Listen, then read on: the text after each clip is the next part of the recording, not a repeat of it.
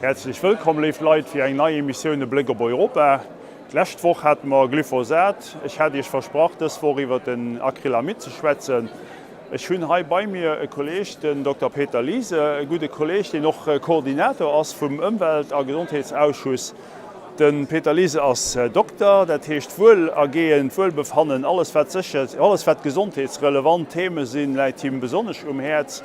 Und da setzt ihn sich ganz stark an. Und hier werde ich heute ein paar Worte sagen. Vielen Dank, Peter, dass du mitmachst für deine Teilnahme an dieser Sendung. Vielleicht noch mal rückblickend auf Glyphosat, die umstrittene Entscheidung, Verlängerung um 5 Jahre. Letzte Woche hatte ich ein bisschen den Zuschauern darüber berichtet. Vielleicht eine Frage, kann diese Entscheidung trotzdem, sage ich mal, was Gutes haben und möglicherweise die Landwirtschaft, sage ich mal, in eine Art von Bewegung bringen, die nachhaltig ist? Ich hoffe das, aber dafür reicht diese Entscheidung natürlich nicht aus. Wir haben im Parlament etwas beschlossen, das nicht so ganz anders ist, als was dann am Ende in dem Gremium zwischen Rat und Mitgliedstaaten und Kommission beschlossen wurde. 5 Jahre weitere Nutzung von Glyphosat, aber wir wollten strengere Auflagen. Und ich hoffe, dass die Mitgliedstaaten diese Auflagen jetzt national machen. Zum Beispiel, dass man unmittelbar vor der Ernte Glyphosat ausbringt, halte ich nicht für richtig und das müsste eigentlich europaweit verboten werden. Ja.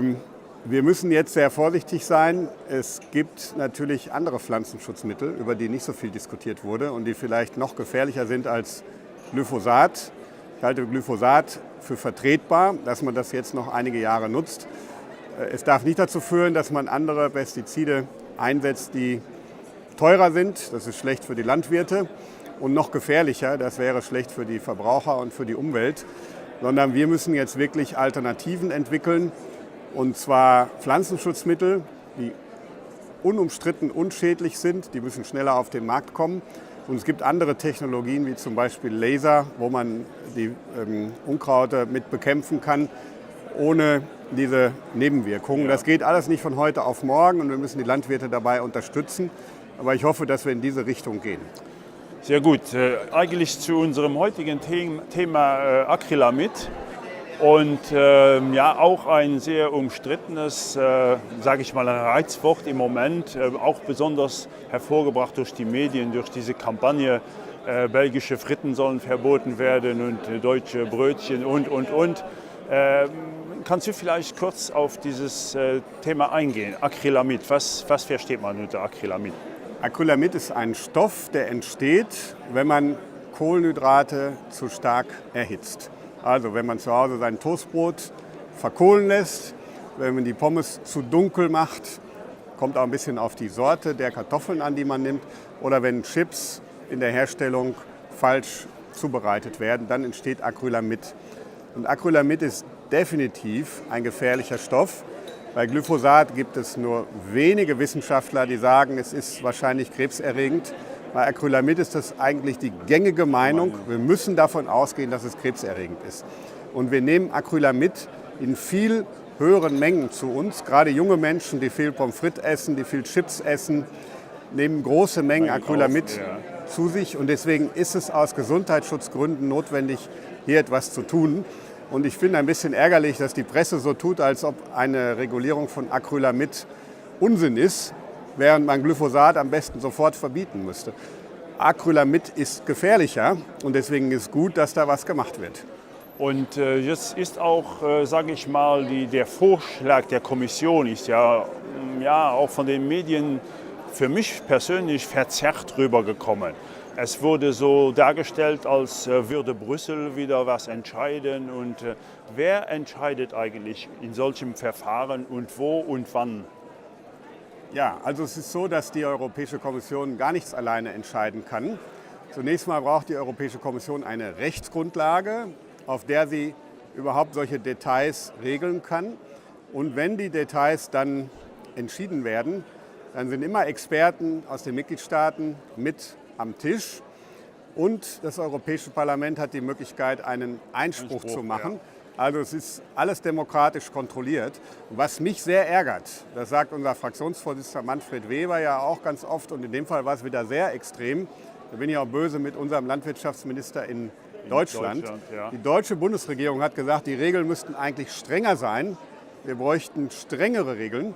Und gleichzeitig hat sich der Minister, der auch von der CSU ist in Deutschland, hingestellt und gesagt, dass da vorgeschlagen wurde, ist Gängelei. So können wir nicht arbeiten in Europa. Wenn die Experten aus seinem eigenen Ministerium sagen, macht es noch strenger und die Politiker dann so tun, als wären in Anführungsstrichen die Idioten in Brüssel daran schuld. Erstens, es ist kein Quatsch, sondern es ist sinnvoll.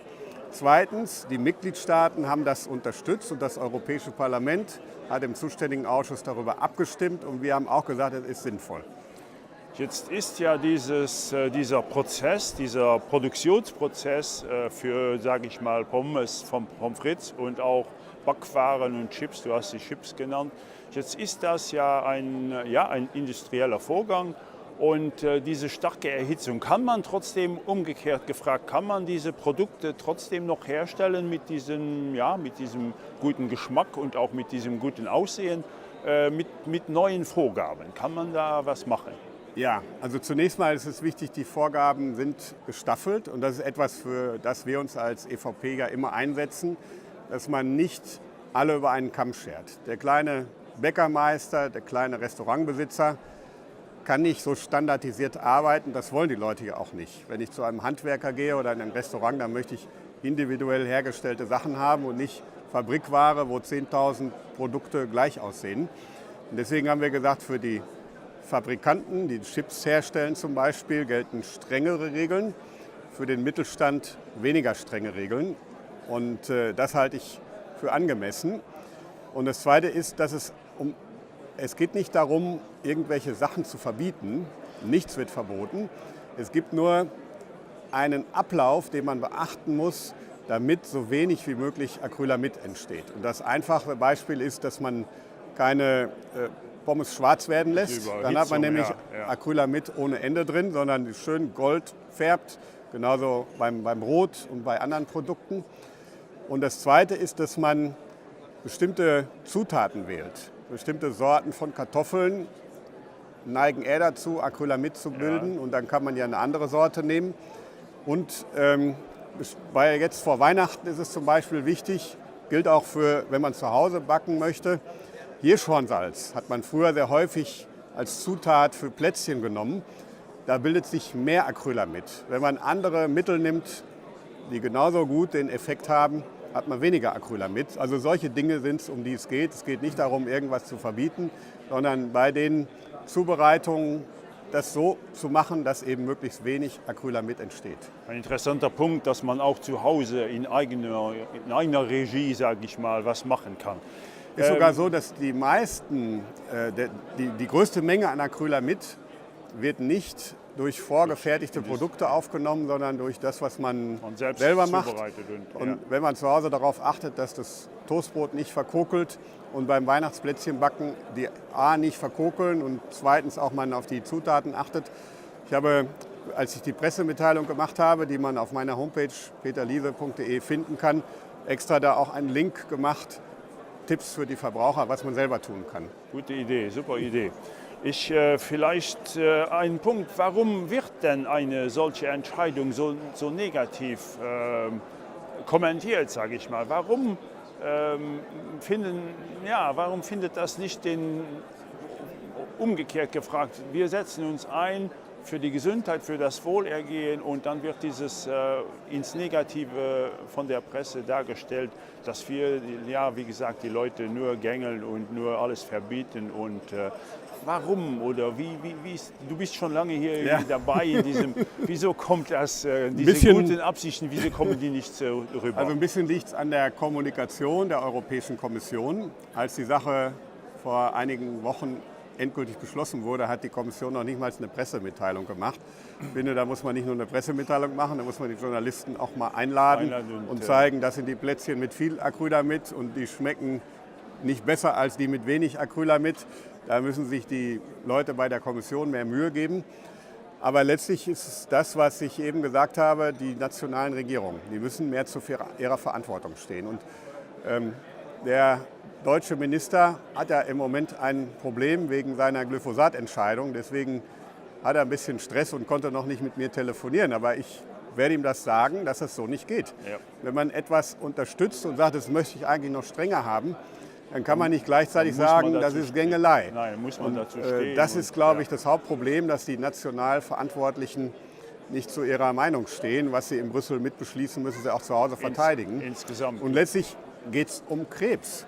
Und ich denke, niemand in Europa kann etwas dagegen haben, wenn wir versuchen, die krebsauslösenden Stoffe zu bekämpfen. Jeder kennt einen Menschen, der an Krebs erkrankt ist oder der sogar daran gestorben ist. Leider, ja. Und wenn wir es von der Seite betrachten, man kann nie sagen, der ist am Acrylamid gestorben, weil das immer verschiedene Gründe sind, die zusammenkommen. Aber wenn die Wissenschaft sagt, das ist ein wirklich gefährlicher Stoff in Bezug auf Krebs und wir wollen da jetzt ja nichts verbieten, sondern nur den Leuten sagen, passt auf, dass dieser Stoff weniger entsteht, dass wir weniger Menge davon aufnehmen, dann können wir das Krebsrisiko deutlich reduzieren. Und das ist doch ein vernünftiges Ziel, da sollte doch niemand dagegen sein. Die Kommission hat ja jetzt angekündigt, diese wissenschaftlichen Studien, das öffentlich zugänglich zu machen. Glaubst du, dass das ein bisschen hilfreich sein kann? Das wird ein Element sein, wobei natürlich die meisten Menschen die wissenschaftlichen Studien nicht auch wieder, nachvollziehen. Ja. Aber so also ich habe selber Medizin studiert und bin trotzdem manchmal ratlos, wie ich das zu interpretieren habe. Ja. Aber gut, im Zusammenspiel mit den Wissenschaftlern, die man dann auch befragen kann, kann das helfen. Und Transparenz ist immer zu gut. Vielleicht eine abschließende Frage über die Lebensmittelsicherheit innerhalb von Europa. Bist du mit mir einverstanden, wenn ich sage, dass das trotzdem einen sehr hohen Stellenwert hat, ein sehr hohes Niveau hat, bei allen Skandalen, die man hier und da mal so antrifft, dass die Lebensmittelsicherheit trotzdem in Europa großgeschrieben wird? Wir haben ein sehr hohes Niveau bei der Lebensmittelsicherheit. Das haben beispielsweise auch die Amerikaner immer wieder zugestanden. Als wir über TTIP, das Freihandelsabkommen mit den Amerikanern gesprochen haben, haben die Verbraucherorganisationen in den USA gesagt, wir wollen TTIP, aber mit den europäischen Lebensmittelsicherheitsstandards. Und man kann wirklich sagen, dass wir da sehr viel erreicht haben. Und dass es dann manchmal Skandale gibt, liegt zum Teil auch daran, dass wir so strenge Regeln haben.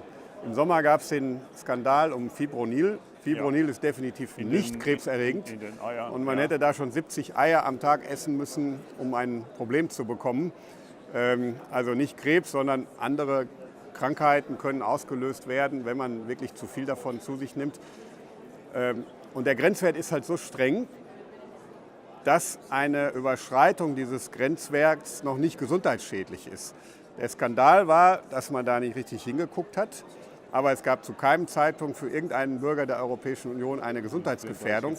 Das ist ein Beispiel dafür, dass wir halt so streng sind, dass wir alles entdecken, bevor es gesundheitsschädlich wird. Und wenn es trotzdem nochmal zu Skandalen, dann sind das meistens auch kriminelle Machenschaften, wie mit dem Fleisch hier und da mal. Oder das sind Kriminelle. Also dass die besten Gesetze natürlich von Verbrechern umgangen werden können. Das heißt ja nicht, dass die Gesetze schlecht sind, sondern man muss dann einfach die Verbrecher besser zur Rechenschaft ziehen. Genau. Das wäre lief Leute für das Woche von Brüssel ein bisschen über die Reizthemen im Moment Glyphosat, Acrylamid. Wir könnten dann man könnte auch noch über Phosphat jetzt reden in den Döner und das werden wir dann ein andermal machen. Merci fürs Nachgucken, bis die nächste Woche. Dir vielen Dank, Peter, für deine Teilnahme und für deine Aufklärung an die luxemburgischen Zuschauer. Gerne. Vielen Dank. Dankeschön.